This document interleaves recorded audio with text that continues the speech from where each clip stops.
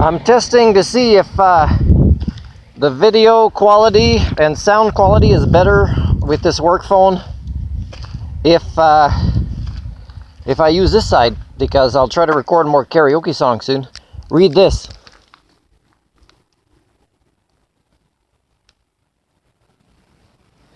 Now this I wouldn't consider litter, but that I would. When I went up this road before, I smell, a drug addict, let's call it. Probably the vehicle that was parked here. I don't know if it's them that did this. But if the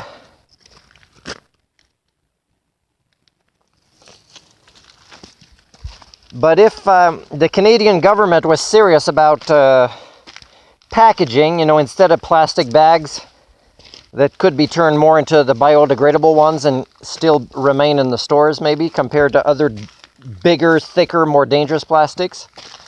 If they were serious, the Canadian government, or Steve Guilbeault, who's so fake, my God, it's so easy to see he's fake.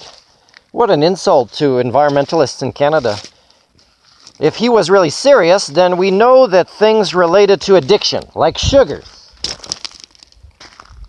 caffeine, alcohol, most things in Canadian grocery stores, those are the things that should be biodegradable, and it should be measured that it's biodegradable within 3 weeks.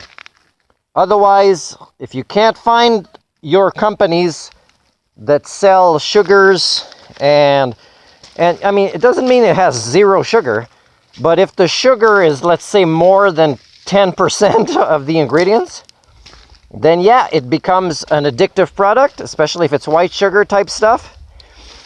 And alcohol, and by the way, glass is taking more than 2 weeks, so I don't know what you'll put your alcohol in. And caffeine, and of course Tim Hortons, some people say the pride of Canada, sugar caffeine addict places, which I use for lemonade sometimes, and cafe mochas, but I bring the container home. I rinse it and I recycle it.